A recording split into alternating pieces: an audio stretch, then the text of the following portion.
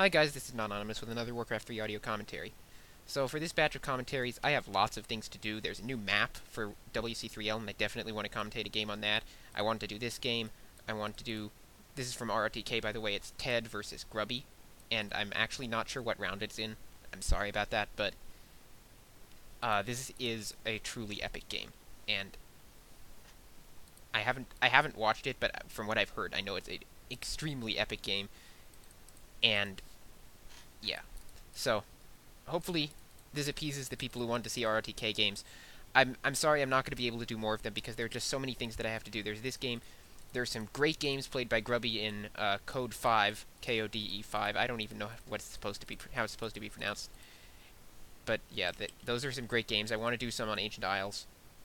I could only find a couple, maybe only one. I can't remember how many there are. Now I'm gonna look through my replays and find the Ancient Isles replays. So there are those, and then there are some games from an NGL series, which is also quite epic. So that's an NGL2 series between WNV and IES.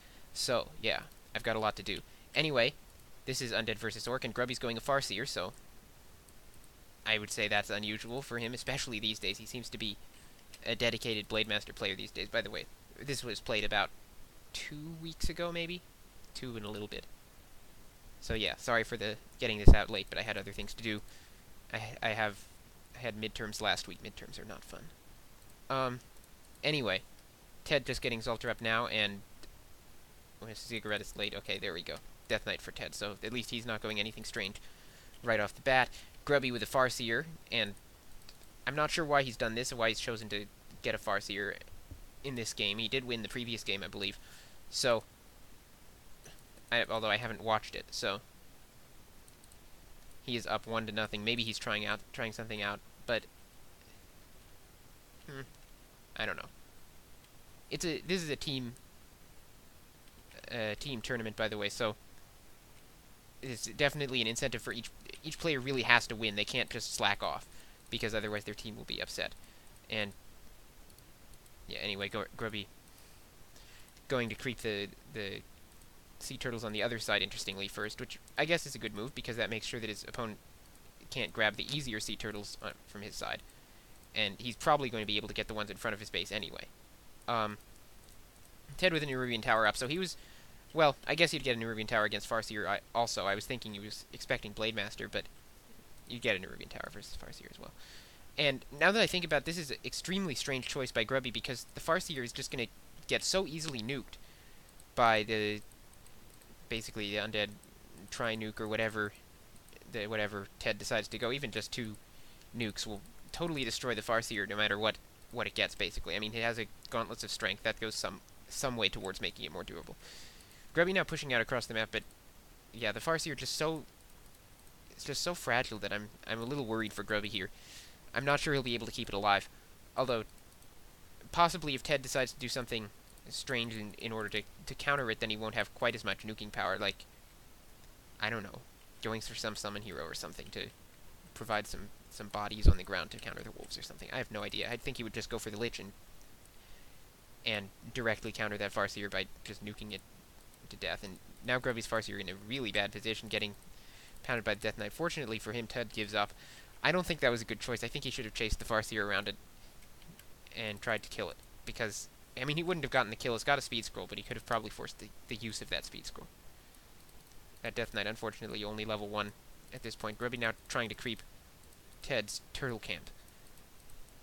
For those who don't know, by the way, Ted is one of the top Chinese players. I guess he's the top Chinese undead player.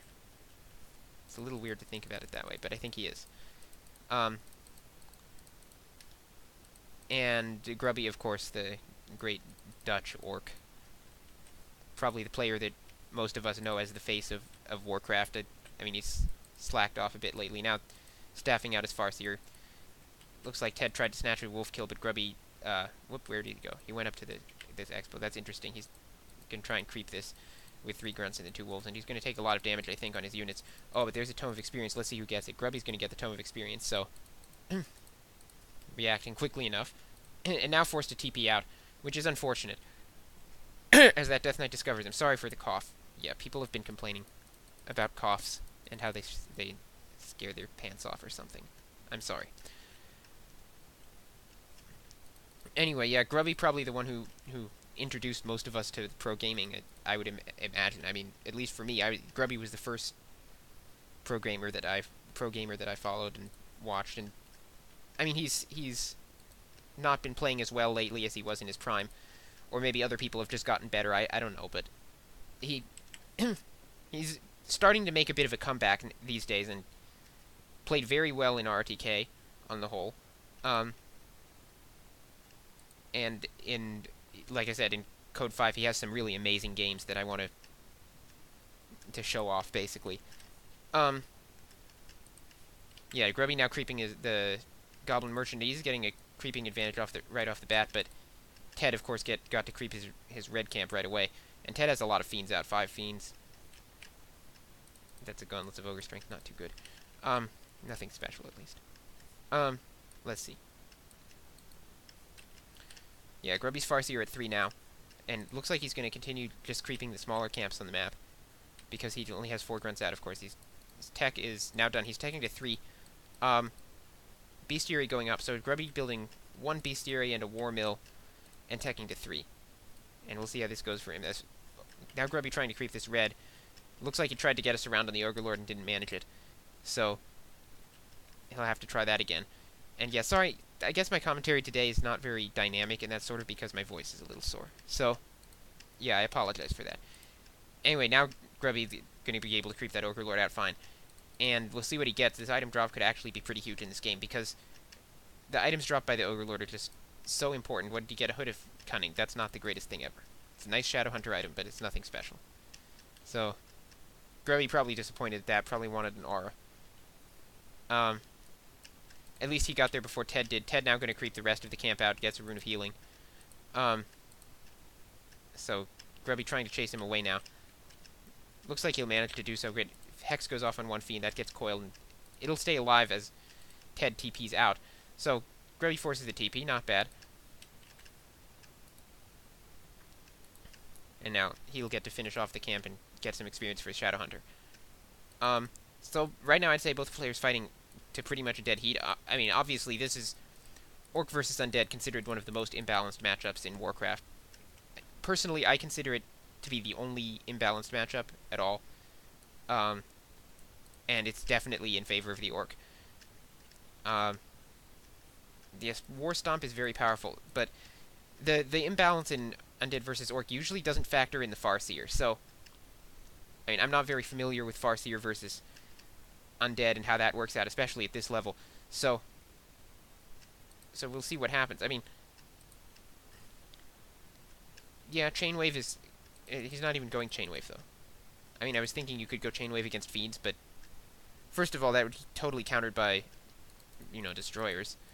And second, Chainwave is not even what Grubby's deciding to go for. He's going for Farseer Shadow Hunter.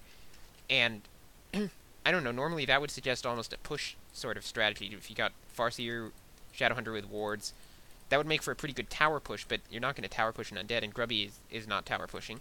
So I'm not sure what he's up to. I'm not sure why he got a Farseer. Maybe he has some secret strategy that we're not aware of yet. He is teching to tier 3, so maybe he's going to try and do something like Tauren. That would be amusing. Getting a Kodo Beast there, so Grubby is at 49 of 50 food. Yeah, sorry, another thing that people said is they can't read the numbers. That's really YouTube's fault, not mine. I can't do anything to make you able to read the numbers. Now Grubby getting jacked here a bit. Ted coming in, he's going to steal the Potion of Greater Mana, which is a really good item. So that's very lucky for Ted that he came in when he did. And Grubby forced to get away. He had to use a Speed Scroll.